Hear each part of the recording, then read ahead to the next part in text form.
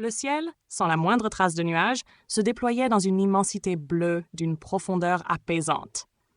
Les oiseaux caressaient l'air d'une grâce naturelle, avant de se poser sur le promontoire rocheux qui dominait la vaste forêt en contrebas. Des crépitements, d'abord faibles, presque imperceptibles, se faisaient entendre comme si l'air lui-même s'apprêtait à frémir. Ce bruit évoquait celui des étincelles d'un feu qu'on tente d'allumer. D'abord à peine audibles, ces crépitements se propagèrent rapidement, envahissant toute l'étendue du plateau rocheux. Ils se répandirent sur chaque centimètre de cette vaste surface de 6 kilomètres de long pour 3 de large, comme une onde invisible qui se déplaçait, amplifiant peu à peu leur présence dans l'air.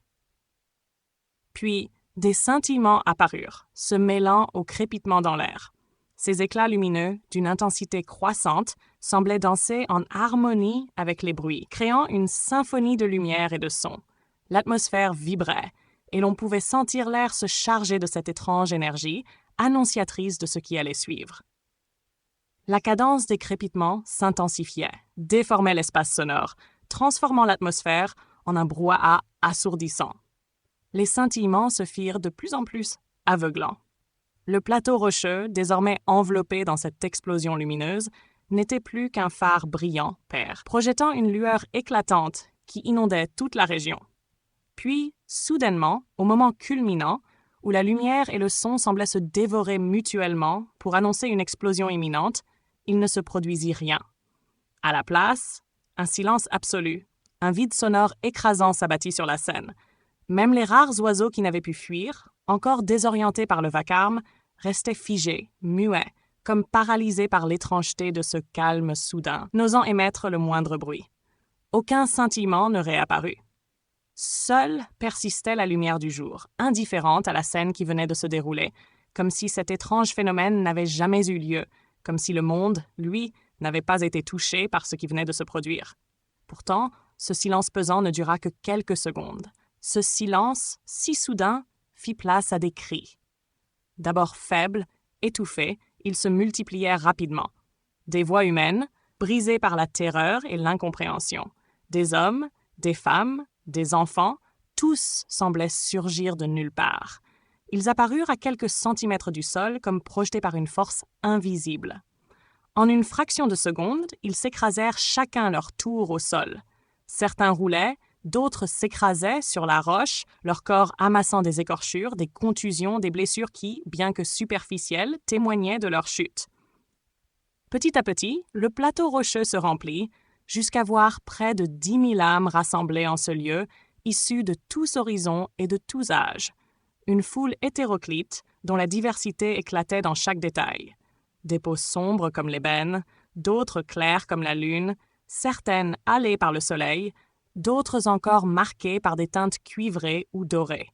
La plupart étaient de fiers représentants du genre Homo sapiens sapiens. Mais ils n'étaient pas seuls. Parmi eux se tenaient des Homo neanderthalensis, robustes et massifs, témoins d'une autre humanité. Mais en cet instant précis, toutes ces différences semblaient s'effacer devant une seule réalité. Ils étaient tous plongés dans la même stupeur, la même incompréhension, arrachés à leur monde et projetés ici sans le moindre avertissement.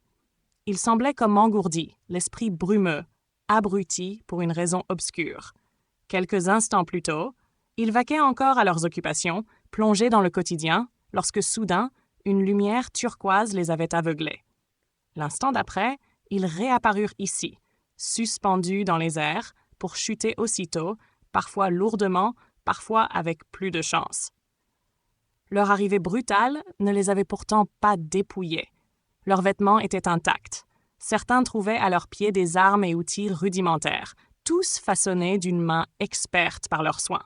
Tous se regroupaient peu à peu, formant des ensembles distincts qui reflétaient les différentes tribus auxquelles ils appartenaient. Par un heureux hasard, ou peut-être une volonté supérieure, aucun membre d'un même clan n'avait été projeté trop loin de ses semblables. Cela permit aux retrouvailles de se faire plus aisément, bien que dans une confusion totale. Des regards perdus s'échangeaient, des bras se tendaient à la recherche d'un proche, des murmures inquiets laissaient place à des cris de soulagement lorsqu'un visage familier était enfin retrouvé. les chefs de tribu, instinctivement, tentaient de rassembler les leurs, lançant des appels dans leur langue, comptant les présents, cherchant à comprendre l'inexplicable. Plus surprenant encore, quelques tribus n'étaient pas venues seules. À leur côté, diverses bêtes les accompagnaient, comme elles l'avaient toujours fait dans leur quotidien. Des canidés aux silhouettes primitives, à mi-chemin entre le loup sauvage et le chien domestiqué. D'autres encore avaient à leur côté des ovidés, eux aussi des chaînons manquants entre le mouflon et le mouton moderne. Plus proches de ce dernier, ils avaient la particularité de produire de la laine en continu, bien que celle-ci fût encore loin de la douceur des toisons actuelles. Rugueuse, drue, épaisse, elle témoignait d'un passé où l'animal devait survivre aux rigueurs d'un climat plus hostile. En plus de ces moutons primitifs, d'autres compagnons partageaient le sort de ces hommes arrachés à leur monde. À leur côté se tenaient d'autres ancêtres d'espèces domestiques, des bêtes familières et pourtant différentes, de massifs aurochs, imposants et puissants, ancêtres des vaches modernes, des galliformes farouches, premiers pas vers ce qui deviendrait un jour la poule domestique, et même de petits félins plus robustes et nerveux que leurs descendants, préfigurant les chats qui, des millénaires plus tard, partageraient le foyer des hommes. L'ensemble, figé dans la stupeur, évoquait une vision presque biblique, une arche de Noé figée dans le temps. Heureusement, tout comme leur maître, les bêtes semblaient engourdies, sédatées par une force inconnue. Nulle panique, nul instinct de fuite ne venait troubler cette scène. Au contraire, la plupart, cédant à une étrange torpeur, s'allongeaient doucement sur la roche, les paupières mi-closes, comme si le poids de cette transition brutale se faisait sentir jusque dans leurs muscles fatigués.